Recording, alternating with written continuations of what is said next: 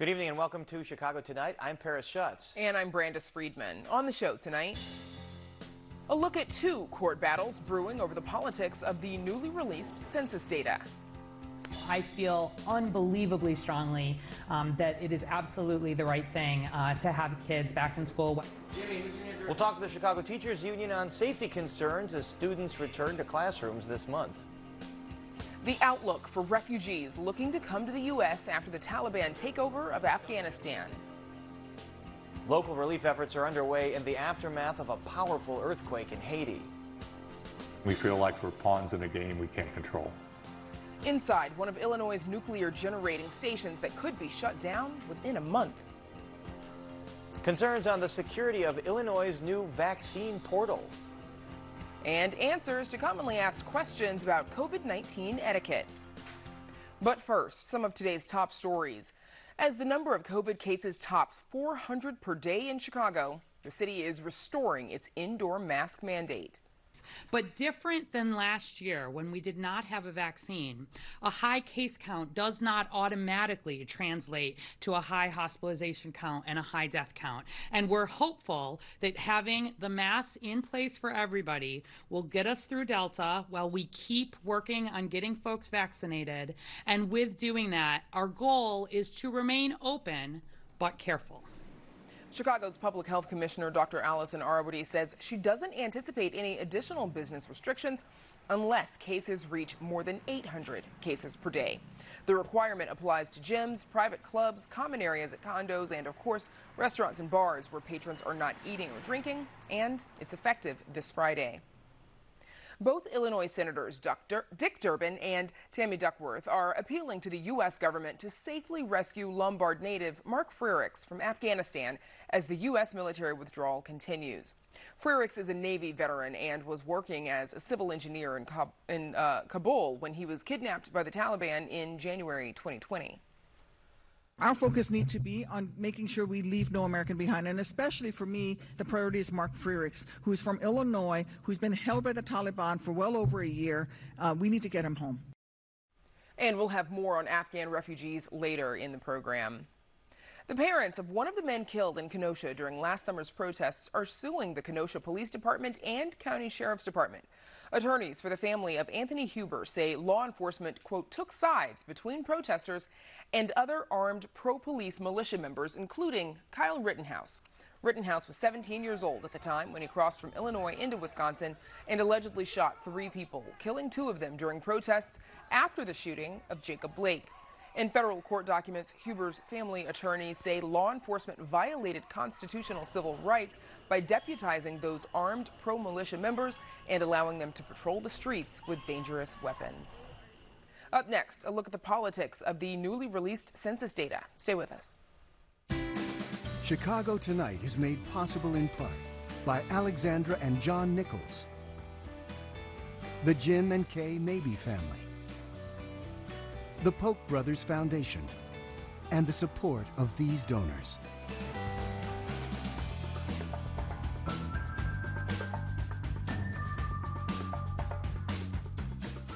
It's like the political Olympics, only it happens every 10 years. Political leaders are feverishly negotiating new district maps as the census finally unveiled the official population count last week. The data is used to draw the maps at every level, from Chicago wards to state legislative districts and Illinois congressional boundaries. And joining us to talk about the political realities of that newly released data at all levels are Christopher Mooney, political science professor at the University of Illinois Chicago. He is a senior scholar and former director of the Institute of Government and Public Affairs at the University of Illinois. And Madeline Dubeck, the executive director of Change Illinois. That's a nonpartisan nonprofit that works for ethics and efficiency in government, fair maps, and robust elections, among other things. And we welcome both of you back to Chicago Tonight. Chris, I'll start with you. We've reported on those census numbers, modest population loss in the state of Illinois, 0.01%, but gains in Chicago and in the surrounding suburbs. What does that mean for the new political maps, especially the congressional districts that have yet to be redrawn? Well, this was good news for Chicago in the sense that we've stopped the bleeding to some extent. The 2010 census showed us losing a bunch. but that has turned around. It has also shown that the suburban areas, which were growing with white hot heat in the last several decades, have really calmed. And so there's not growing tremendously in sort of DuPage and Will and Lake counties.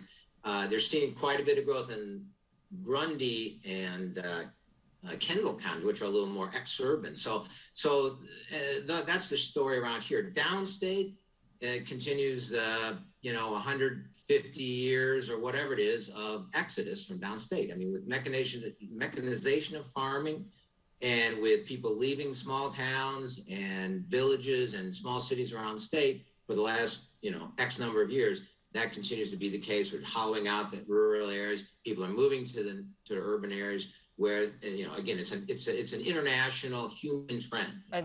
And all of this factors into the new congressional maps that are going to be redrawn, and Illinois will still lose one seat in Congress. Madeline Dubeck, there are two lawsuits happening right now over the maps that Democrats have already drawn, mainly the state Senate and House maps. What are the basis of these lawsuits? Remind us. The basis for the lawsuits are essentially that the concept of one person, one vote was not upheld because ACS survey data was used to draw the maps without the lawmakers didn't wait for the actual census count. And so what we are seeing and hearing this week is that there are at least a handful of districts that are within the acceptable 10% deviation that courts have found to be okay. That some of them have range as widely as 30% deviation from equal population standards, and so that could be an issue. So you're saying the districts that were drawn based on the ACS, American Community Survey data, are 30% off from the actual census data in some cases. Christopher Mooney, does that mean that a court might toss some of these maps? Oh, it means they certainly would. I mean, the districts have to be, with state legislative districts, the sort of rule of thumb the Supreme Court goes by is 10% between the top one, the biggest one and the smallest one have to be within 10% of each other. And that's not the case here. But I don't think anybody expected that to be the case, because they used, as Madeline was saying, they used this sort of this estimated data that came out, and they did that to try to avoid tossing the redistricting into the hands of so-called bipartisan commission, which really ends up being a coin toss for one party or another to get total control of their districting. Republicans have no statewide offices. They're in super minority in both chambers. So the only chance they have of getting involved in this process is that the court throws the whole thing out. Right. And this is due to a quirk in state law that if the maps aren't drawn by the party in power at a certain deadline, then it goes into that independent process. Madeline, the Democrats say they're reviewing the data. They might tweak certain districts to get them more in line. Would that be enough to satisfy a judge, short of having that judge throw out the whole thing? I think it could be. Historically, judges do not like to get into the terrible throes of map making. They don't like to have to draw a whole map themselves. So it could very well be that we would see a ruling that directs them to make some changes to certain districts that are problematic. But I don't have my judicial crystal ball out, so I guess we're going to have to wait and see what ultimately happens. And we should note that you and your group have been an advocate for independently drawn maps, fair maps, to solve this issue of gerrymandering that happens every 10 years. Chris, let's bring it down to the Chicago level, the ward level. Chicago saw 50,000 new residents over the last 10 years. The Latino population has grown. Black population has gone down. How will that reflect in how wards are drawn and what representation will be in Chicago? Well, the wards will represent the number, the number of people. They're all going to be equal in population, more or less. So we know that that's going to happen to pass muster. The race issue, I mean, one of the problems is the big headline on a lot of the census data was that white population is going down, Latinx population is going up, and so forth. The problem is that we don't know that's true, that the census changed the question about race and ethnicity, and they themselves said they probably haven't changed that much. It's just the question changed. but the media have basically ignored that. What do you mean they haven't changed that much, but the question has changed? The question they changed. The problem is that what you've got here is a bad social science concept that's operationalized badly. I mean, try to figure out what race people are, trying to put people into categories. It's very difficult to do. And so social scientists try to figure out questions and tease it out. What is your ethnicity? What's your race? And so forth. And they adjusted it this last time. They're calling it an improvement. They're saying that we've improved. That's what they're saying. We've improved it now. But what that means is that the data from 2010 and 2020 are really not that comparable. Because the question, and in 2020, as I understand, more people might decide that they're mixed race, whereas in 2010 they maybe weren't offered that category. Madeline Dubeck, again, you have advocated for independent, fair maps. Do you have any reason to believe that the politically drawn maps at every level here, based on this census data, will be fairer than they've been in the past? Well, we certainly keep pushing for that and holding out hope. And in fact, we're supporting the work of a Chicago Advisory Redistricting Commission that has been hosting hearings all summer long throughout the city in neighborhoods, engaging with people who seem to get shunted aside in all of this talk about political power. Chicago is about more than Black, white, and Latino. There are Muslims, there are Asians who believe they deserve more representation now. Their population seems to be growing in the city of Chicago. And in Chinatown, they believe that it's time for an Asian ward in that area. And so, lost in all of this, I think, is a focus on what makes sense for communities within the city of Chicago and what do those communities need. And this Chicago Advisory Redistricting Commission that we're supporting is trying to draw a map that makes sense for people in communities all throughout the Chicago area. And there's a chance that it could be adopted. It's a quirk in city law that if enough older people go along with this, then there's a chance it could be heard and adopted, as you said. And as we've mentioned many times on this show, if you look at several wards and the way they're drawn in Chicago, they're neighborhoods that are just carved up into many different wards, which does hurt issues of representation. Right. We have to leave it there. Our thanks to Christopher Mooney and Madeline Dubeck. Thank you so much. Thanks, Paris. Right. And now to Brandis and how the Chicago Teachers Union is responding to the district's COVID precautions for the fall semester. Brandis. Paris, Chicago public school students are set to return to the classroom in less than 2 weeks as the COVID-19 Delta variant is driving cases up across the city. The rising case count has put another wedge between CPS and the Chicago Teachers Union, which says the district is stalling on needed safety guarantees. This as CPS mandates that all teachers and school staff be fully vaccinated by October. Joining us now with more is Jesse Sharkey, president of the Chicago Teachers Union. Jesse, welcome back. I know that you were at the bargaining table with CPS today. And of course, there are some places where the two sides agree, but COVID testing and health metrics seem to be some of your biggest points of contention. What is CTU's concern there? Well, first of all, Brandon, thanks for having me. And we're concerned that the mayor and the city are trying to roll back a number of health protections. So, for example, they want to decrease social distancing.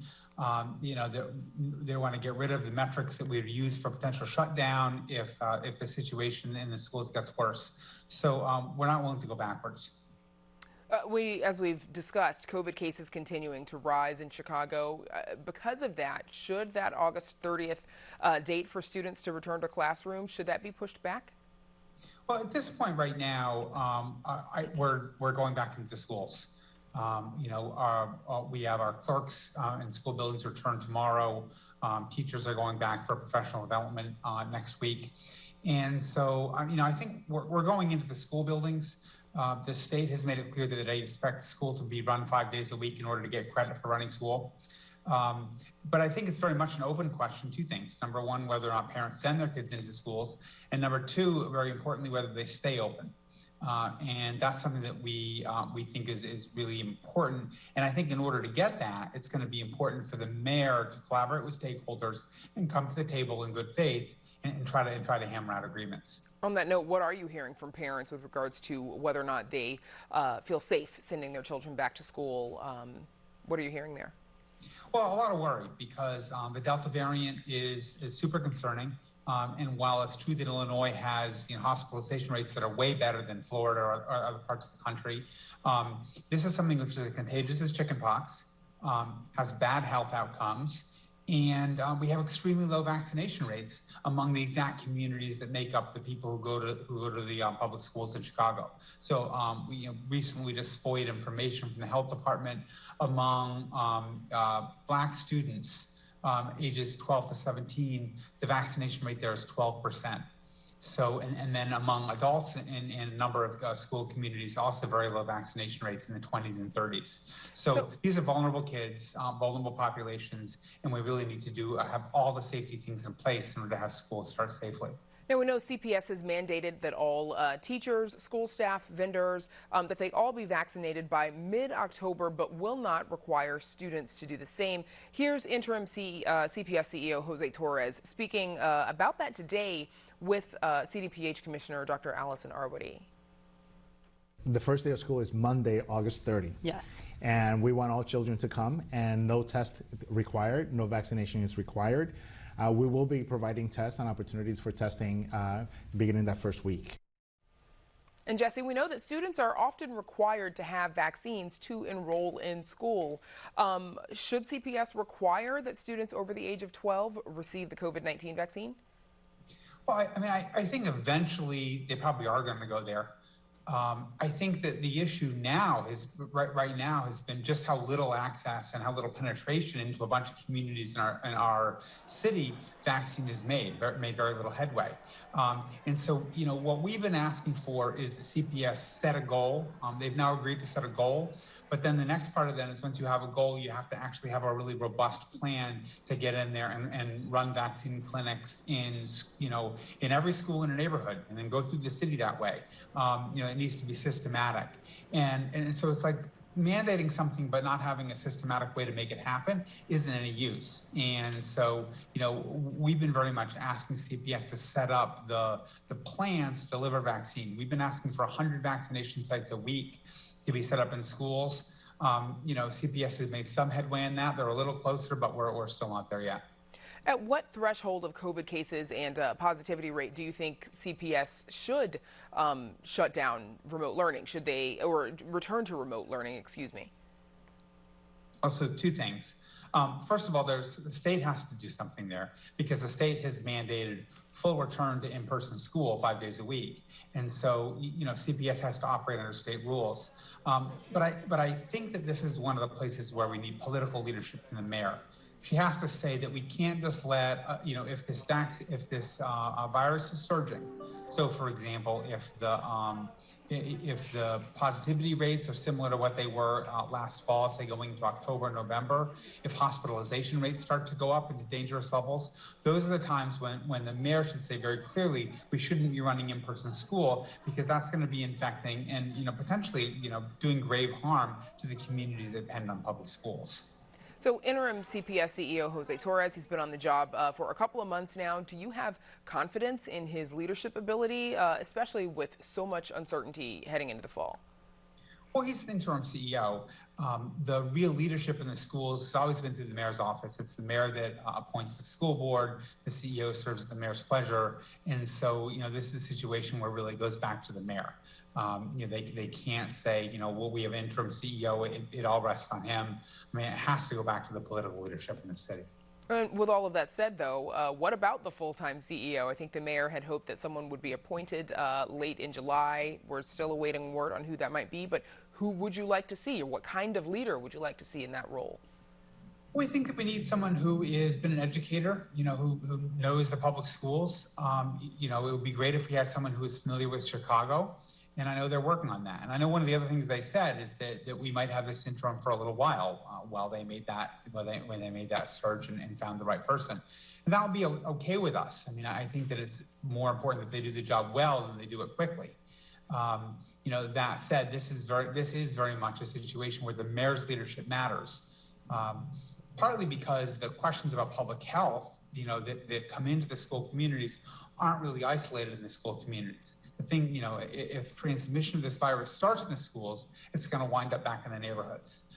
If the Chicago Department of Public Health isn't working closely with the schools, it's going to be hard to get our vaccine targets met, our vaccination targets met. So, in lots of ways, a lot of this goes back to the mayor, at least between now and when we get an elected school board.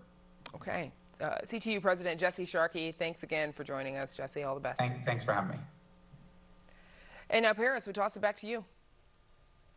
Thanks, Brandis. The latest reports out of Kabul indicate that a military-led evacuation of embassy and support personnel out of Afghanistan is underway again. This as Taliban leaders cement control of the entire country. Officials are also scrambling to help Afghan allies who supported the American mission to leave the country as Taliban checkpoints spread across the country and the capital of Kabul. But how many Afghans can safely be evacuated and settled in the United States? Joining us now to talk about the unfolding situation is Jim Porter, spokesperson for Refugee One. That's Illinois' largest refugee resettlement agency, which is working to help unite Afghan Americans with family members now trapped in Afghanistan. And we reached out to a number of Afghans living in Chicago to be a part of tonight's conversation, but they turned down our request, citing safety concerns for family members still in Afghanistan. Jim Porter, I'm sure that's something you're hearing a lot. What are you hearing from some of your members about family members that are in Afghanistan right now? Yeah, thanks, Paris. Appreciate you having us here tonight. We're hearing a lot from the Afghan families that we've resettled in recent years. As you can imagine, a lot of them still have family in Afghanistan, and so they're deeply concerned about their family's ability to make it to safety. Some of these individuals helped U.S. forces overseas, and that's why they were able to qualify for a special immigrant visa, which is a special category that's allocated for individuals who have helped U.S. forces. And so these are individuals who have not only supported the U.S., but really risked their lives and their families' lives to save American lives. And so it's our feeling and our desire to make sure that these individuals have a pathway to safety and that they're able to be reunited with their families. And you've resettled about 500 Afghans here in the Chicago area since 2014. What has resettlement been like for them?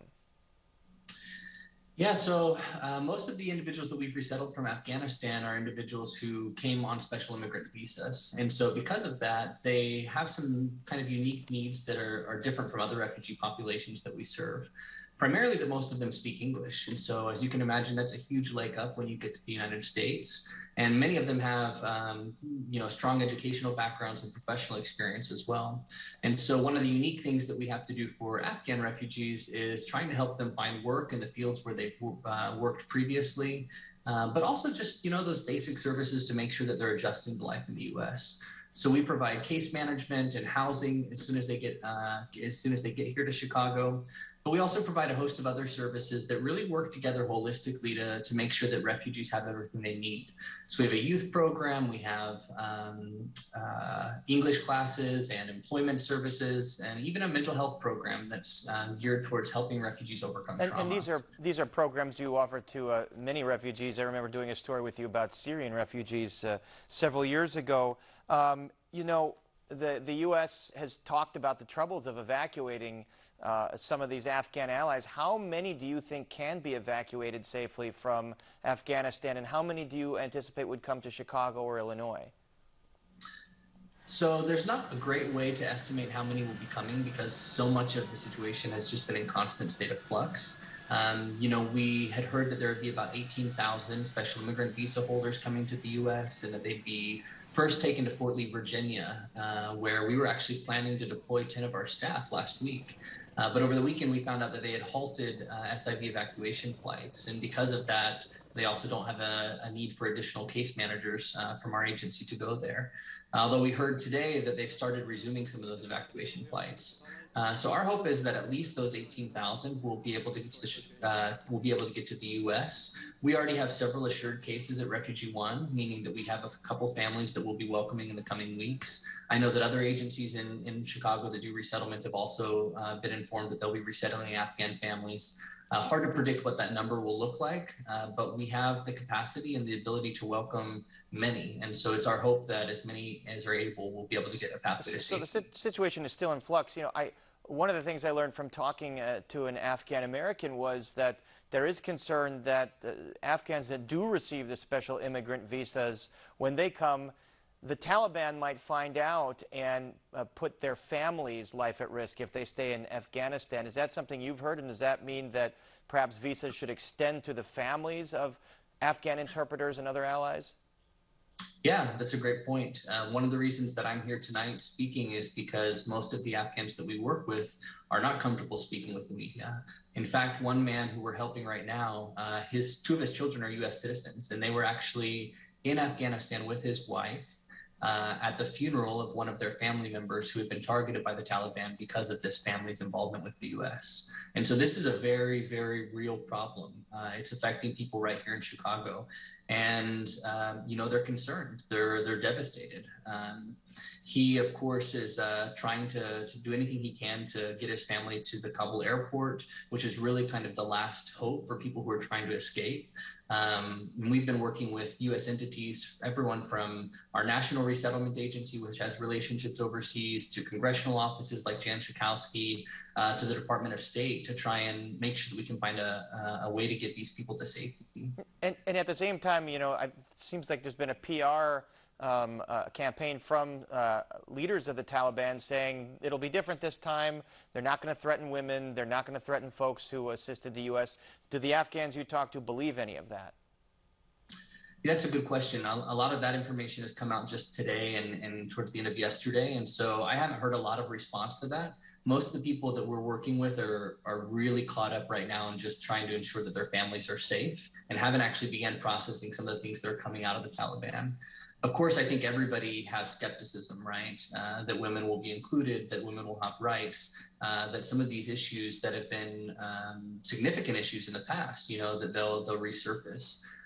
We were talking with a young Afghan woman earlier this week, and she was just expressing what it felt like to live under the Taliban influence and how terrible that would be if her country were to return to that. So for her, at least, it was something that she was really concerned about.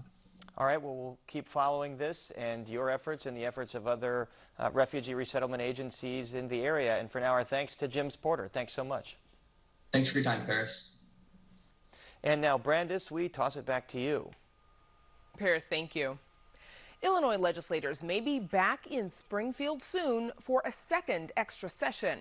Their sole goal, striking a deal on a massive energy package that has thus far proven elusive. The results will impact everything from Illinois' role in climate change to your energy bill. But the stakes are particularly high in one northern Illinois town. We go to our Amanda Vinicki with more.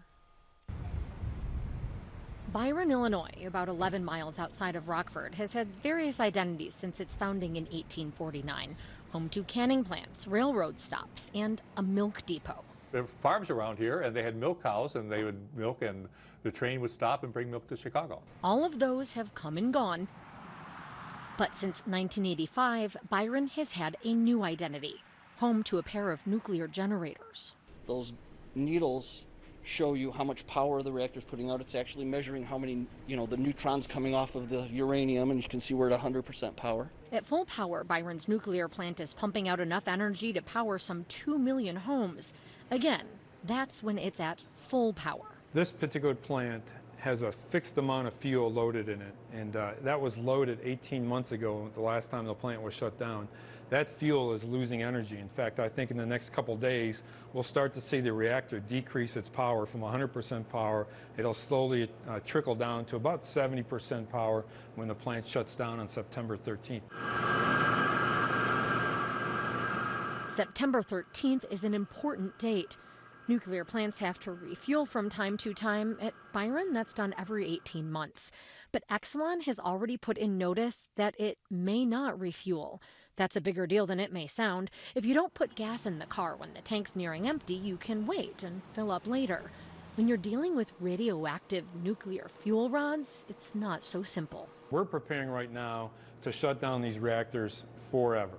Right, that means shutting a plant down, turning the turbines off, the generators off, shutting down the reactor. Mayor Rickard says Exelon pulling the plug on the plant would be devastating.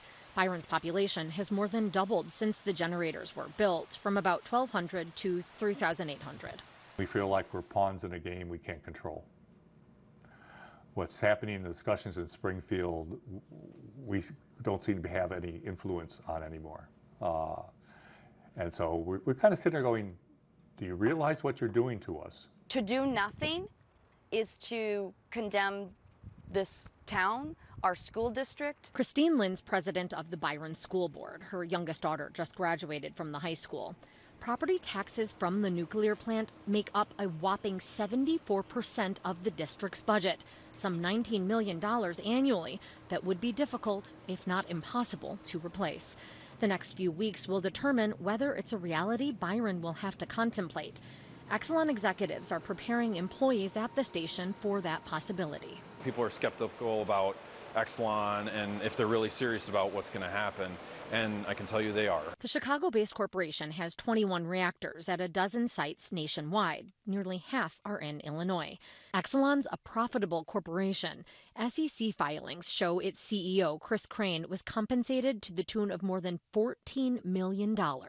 But due in part to energy market particulars and to cheap natural gas prices, Exelon says its Byron and Dresden plants are losing money. It's not just Exelon saying that.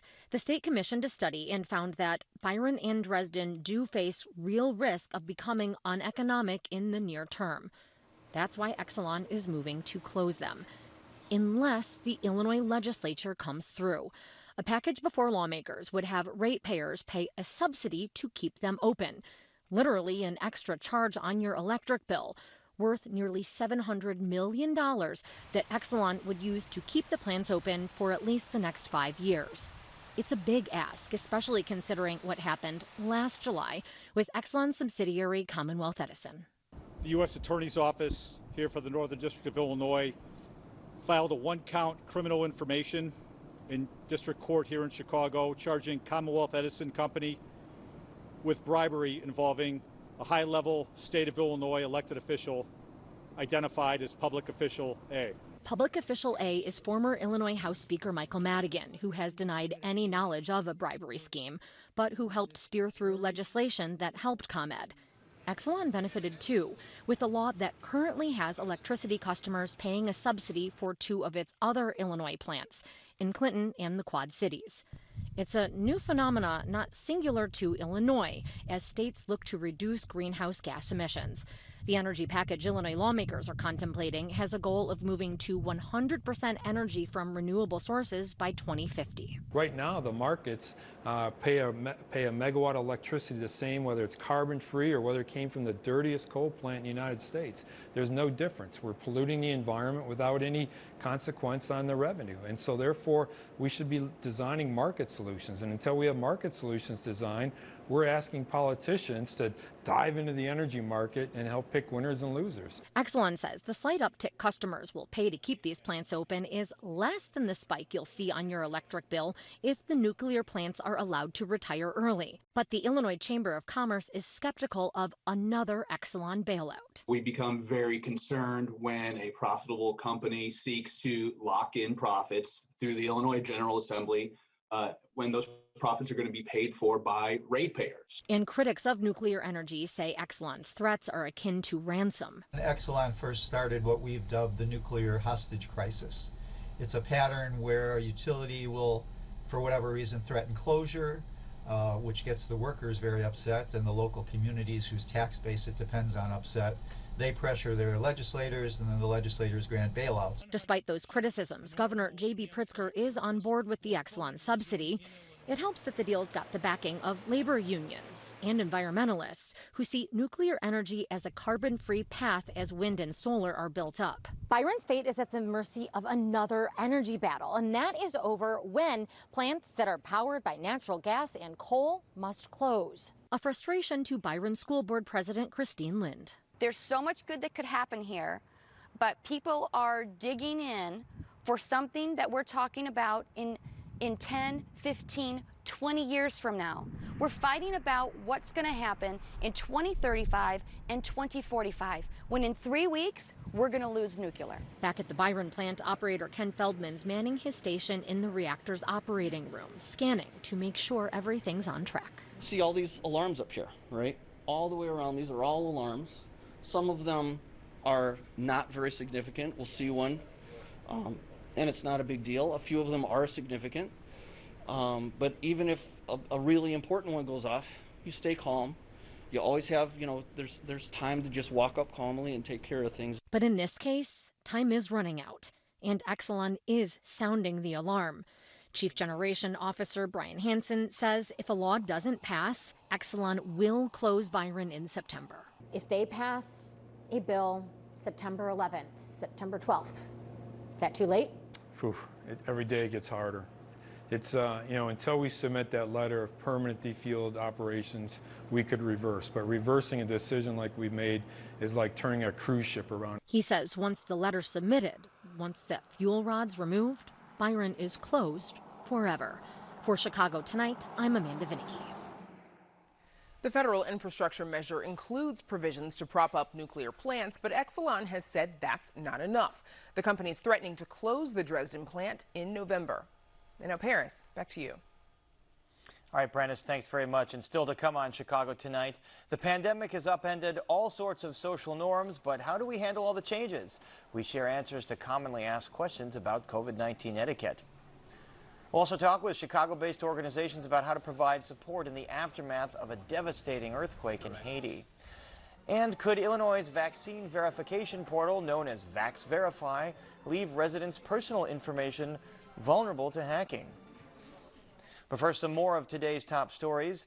Chicagoans get ready to mask up once again indoors. Starting Friday, masks will be required at public indoor locations regardless of vaccination status. That includes places like restaurants, bars, gyms, and building lobbies or common areas. The announcement comes as Chicago is averaging more than 400 new COVID infections every day. The feds nab a suspected vaccination card fraudster. The U.S. Attorney's Office announces charges against a Chicago pharmacist who allegedly sold CDC COVID-19 vaccination cards on eBay. The charges allege 34-year-old Tang Zhao sold 125 authentic CDC cards to 11 different buyers for approximately $10 per card. Zhao is charged with 12 counts of theft of government property. And you just saw that story about Exelon and ComEd. A federal judge today sets a trial date for a group of defendants tied to the ComEd bribery scandal that implicates former House Speaker Michael Madigan. The judge set a date of September 12, 2022 for former Madigan confidant Michael McLean, as well as former ComEd execs Ann Pramaggiore, John Hooker, and former City Club President Jay Doherty. All have been charged in connection with the bribery scheme and all have pleaded not guilty. Madigan has not been charged, but prosecutors say the investigation is ongoing. And now to Brandis for some answers to questions about COVID etiquette. Brandis. Paris, the coronavirus pandemic upended all sorts of social norms, from wearing masks, wondering if the stranger sitting next to you has been vaccinated, or even asking people at the grocery store to back up. WTTW News reporter Kristen Tometz recently spoke to local experts about COVID etiquette and joins us now with the advice that they gave her. Kristen, welcome back. So you compiled a lot of, commonly asked questions about COVID etiquette into a three-part series. So let's start with questions about being out and about. What should you do if someone wants to give you a handshake or even go in for a hug and you're not ready yet? Yeah, so Brandis, you can use your body language. You can keep your hands at your side. If someone extends a hand out to you can put your elbow out instead and say, hey, it's great to meet you. I'm just not handshaking yet. As for hugs, you may have to take a step back to kind of put that space between you and the other person. Then you can go for an air hug or like hug yourself and say, I can't wait to hug you when it's safe.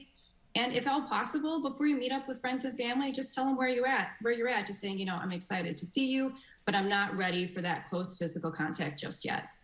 And another question, this one is related to vaccines. How do you go about asking someone their vaccination status? Yeah, you should really start by sharing your own and explain why you want to know. Is it to protect your family? Do you have little kids who aren't able to be vaccinated yet? Is there a loved one who's elderly or immunocompromised? And then just be very upfront and clear about why you want to know. And so, the indoor masking that is now required again in Chicago and other places. This is something I've been wondering, though. How do you tell someone that they're wearing their mask incorrectly? Yeah, that can be a tricky one. And the experts I talked to had a couple really unique ways to go about it, including one being a little self-deprecating. You could say something like, oh, this is super embarrassing. I used to do this all the time, but you really need to wear your mask over your nose and mouth in order to protect you. Another way is you can kind of frame it like it was an accident. You could say like, hey, I just want to let you know your mask dropped below your nose and just wanted to make sure you were aware, because if it's not covering your nose, you're not fully protected. All right, good suggestions on how to handle what could be some awkward situations. Kristen Tometz, thanks so much. Thanks, Brandis. And you can read Kristen's full series on our website. While you're there, make sure to submit your own question about COVID etiquette. It's all at WTTW.com/news. And now to Paris for a look at security concerns regarding the state's new vaccine verification system. Paris. Brandis, as more activities and events require proof of vaccination, the state has unveiled its online vaccine verification portal. In theory, Illinois' VAX Verify should provide people's vaccine records digitally, but since its launch, reports of missing records and privacy concerns surrounding the use of the company Experian have plagued the system. Joining us to share their perspectives are Maurice Dawson, Director of Illinois Institute of Technology Center for Cybersecurity and Forensics Education, and Alexis Hancock, Director of Engineering at the Electronic Frontier Foundation. That's a digital civil liberties nonprofit based in California. And we extended invitations to the Illinois Department of Public Health to join us, but the agency did not respond to our request. But we thank you both for being here. Maurice, I'll start with you. First, explain to us what exactly VAX Verify is and how it works. So the website is supposed to allow people to register, and it should capture them being vaccinated. So that's the whole thing, that you need to capture when people get vaccinated, and so they can understand, what their status is, and other organizations can understand that as well.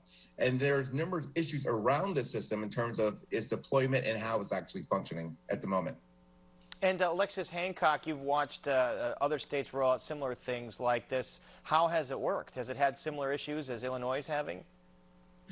It's had similar issues, but not in the same barrier to entry, I would say, is the most difficult I've seen with Illinois. In California and New York and Louisiana, you can submit the same information you had on your CDC card to their portals, and they are not using a particularly identity verification system. So like this part is actually the most unique in terms of state variants with Illinois, where they're trying to verify your identity through a credit bureau, which is not what the other states are doing. They are simply using the information and checking against their health databases in their state system. Right. So this is not the same high barrier to entry, which is why I imagine there's a lot more issues of report of error in Illinois. So more reports of errors in Illinois than you're seeing in other states. And as we mentioned, Illinois is using the company Experian to confirm identities. Maurice Dawson, I should say that I tried to sign up myself today. I am fully vaccinated, and the state said that it could not find my information or records, and I'm hearing multiple reports of this. What do you make of that? Well, there's numerous things. So when you're using a third party to verify, you need to make sure that the system that you're using to do verification is interoperable. So what it shows is that there was a non-appropriate amount of testing that occurred. And so when you're rolling out systems, you want to test to make sure that this particular system will work. And so what they didn't do, they didn't test the third party that's doing the verification. And that is obviously an issue. Experian we're talking about. And Alexis, that company has had well-publicized problems with hacking, millions of people getting their identities hacked. Should folks in Illinois be concerned about that if they're going to sign up for this VAX Verify? Well, I believe that was Equifax a few years ago that had that big data breach, but Experian and TransUnion, they often have dynamic data that gets updated on a month-to-month basis with different people's information, right? So the information is very volatile. So using that database to check someone's identity, I wouldn't recommend. Also, a lot of COVID-based scams have happened to people. And if you go on the Experian site, you will see that Experian themselves recommended that if you aren't applying for a major credit card or are looking somewhere where they do a hard credit check, you freeze your credit. And with the VAX Verify system, you actually had to unfreeze your credit first to actually use the Experian verification system within VAX Verify with Illinois. So how many people will turn this back on or remember to turn it back on with credit freezing after they unfreeze it? What type of process would that look like in terms of actually being able to users, that gap of time of not being able to really monitor their credit? I am not quite sure what the effects of that would be. So that was my main concern there, especially since there's so much phishing scams and everything with COVID-19 and the way people and hackers have been targeting people. So another a barrier to entry there that you mentioned. Maurice, you know, the other thing about VAX Verify, they ask for your Social Security. You don't have to give it, but they do ask for your address. So should folks be concerned about hacking or potential of hacking? Well, I think it's more than a potential of hacking. So if you have to verify your address, you do have to verify your address. The item is that you can also find that information on a public data website. You purchase a house or something like that, that's going to be available as well. So if they're able to take data from two separate data points, they can actually verify, oh, this is where Maurice lives. This is the address he has on file on VAX Verify. And this is a potential target. So that is something as well. So when you're able to do a link analysis, check more than one source to verify it's real, then that becomes an issue. But I think the bigger issue to discuss is not just the faulty system, but where this actual database resides and how the state and this third party will have different security controls placed upon each other, which means that one is going to be more secure than other, and that leaves a weak point for actual nefarious actors to get entry to the system. So all questions that we haven't had answered from IDPH. Alexis Hancock, if you were advising your average Illinois resident, would you say just go with the card that you have or a cell phone picture of your card, because most establishments say that's just fine, as opposed to registering online with VAX Verify?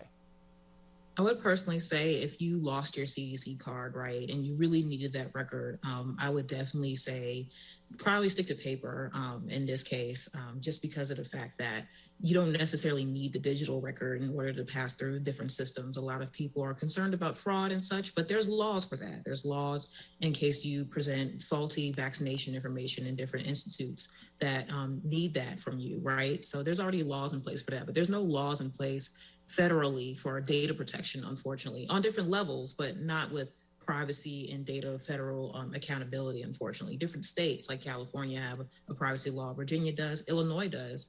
But in terms of actual blanket security, I would just say probably go the paper route because of the fact that the system has been, the verification process seems unneeded to me and unnecessary. And they should have put the barrier to entry lower to actually access your digital record in the first place and made it a little easier for folks to access that. All right, a lot of things for folks to think about. And our thanks now to Maurice Dawson and Alexis Hancock. Thanks so much. Pleasure. Thank you. And up next, local reaction to the devastating earthquake in Haiti. But first, we take a look at the weather.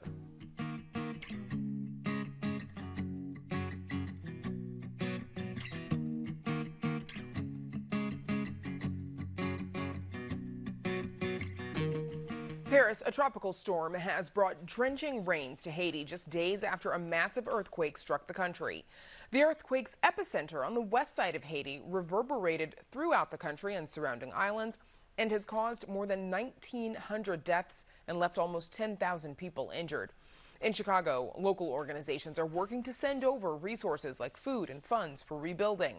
Joining us now with more on that are Elsie Hernandez, the president and founder of the Haitian American Museum of Chicago, and Marc-Yves St. Victor, the Consul General of Haiti in Chicago. Thanks to you both for joining us. Marc-Yves St. Victor, let's start with you, please. I think you both have family and friends there in Haiti.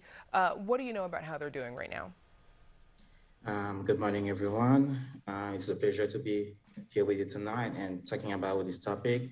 You know, it's really heartbroken for me having that people calling from Haiti asking for help because of that earthquake happening last Saturday.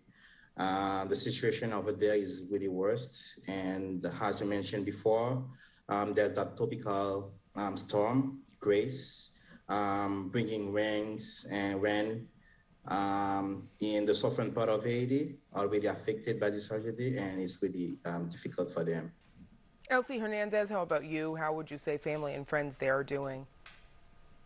Well, they are basically, my brother have children that are living and were raised in Campirin, in the south side of the country where a lot of damages have occurred. And unfortunately, they have lost their home.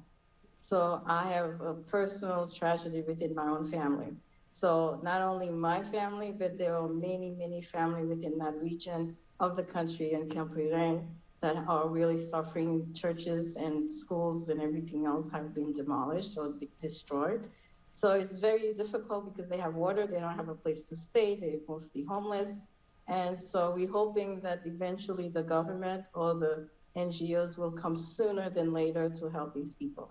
And I'm sorry to hear about that tragedy within your own family. Mark-Yves St. Victor, what resources would you say are most needed on the ground there in Haiti? We almost need everything. Because you know that with the earthquake, everything has been destroyed. Roads, schools, church, hospitals are overwhelmed. So we need like clothes, tents, medical supplies, masks. As you know that COVID is raising again. So everything counts. Every gesture counts.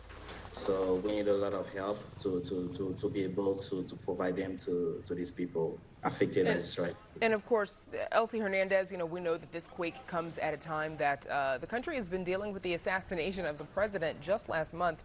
How has the government's response been there? I think this question is more to the Consul General of Haiti because I do not know much about the government. Okay, in that case, I will. Mark?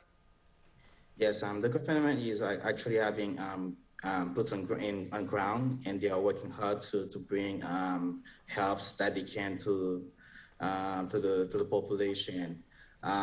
We have the Ministry of Working and our Public Working that already going over there with trucks and other engines to try to remove people under the demolished house. As well, we have help from USAID that bring more. That bring 65 people, 65 helpers that help the government as well. Okay, and Elsie, what action would you like to see from the U.S. government? I would like the U.S. government to understand that the need of the people is the priority. So the mass of the people that are homeless and without a home and that are suffering, that are hungry, and that way somehow they have a program for these individuals and not giving money to the government per se, but to find a way to manage to provide the direct aids to the people themselves. So this is so important. We learned from 2010 that it was a complete disaster what happened to the money that came to Haiti. So definitely the U.S. needs to understand that the people on the ground are the ones that really need the help. And on that note, because as you just mentioned, there were issues with people receiving the money that was donated after the 2010 earthquake. How do people ensure that the money that they are donating will actually get to the people who are on the ground there in Haiti? Yes, of course, we learned from 2010. And to prevent that, the government has created an emergency board advisory called Centre d'Opération Nationale. And we urge everybody to go through that management crisis because they know everything. They know where to help, what are the needs of the communities, and they can redirect the help bringing to these people to the right place. And briefly, before I let you go, Elsie or Mark, I'll ask you, what is it that you all are doing to ensure that that you're sending what you can, that you're supporting your home country? And we've got about 20 seconds. I apologize. So I'm the president of the Haitian American Museum, also the founder in Chicago. We are located in Uptown 4654 North Racine. We are doing a fundraiser to provide 5 families in the rural area of Pico, that's near Camp Byron. And we have identified 5 needed families that are homeless, and we're going to help them as much as possible. With that fundraiser. Okay, best of luck to you both, Elsie Hernandez and Mark-Yves St. Victor. We're out of time. Thanks to you both for joining us. Yes, and I would like to conclude to say that there's other organizations working as well on that. There's CHI, the Haitian Congress, Sons and Daughters of Haiti, and the Haitian Association American of Illinois. Thank you so much and sorry, we're actually out of time, but Mark, thank you so much for joining us, to both you and Elsie Hernandez. Thank you. Thank you, Mark. Thank you very much. And we're back to wrap things up right after this. Chicago Tonight is made possible in part by Alexandra and John Nichols, the Jim and Kay Mabey family, the Polk Brothers Foundation, and the support of these donors.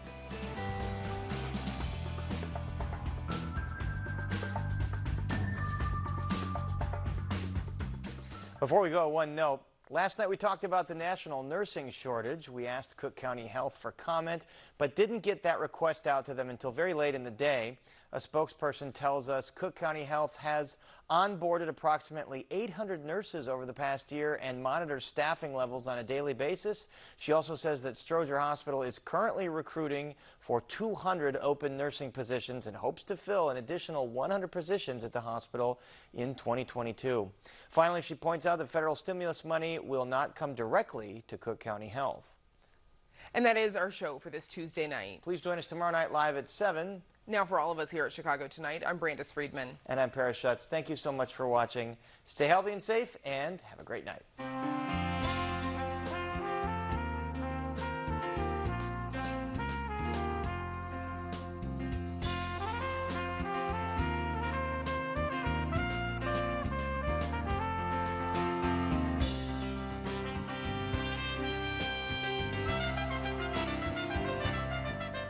Closed captioning is made possible by Robert A. Clifford and Clifford Law Offices, a Chicago personal injury and wrongful death firm that supports free educational initiatives in the legal profession.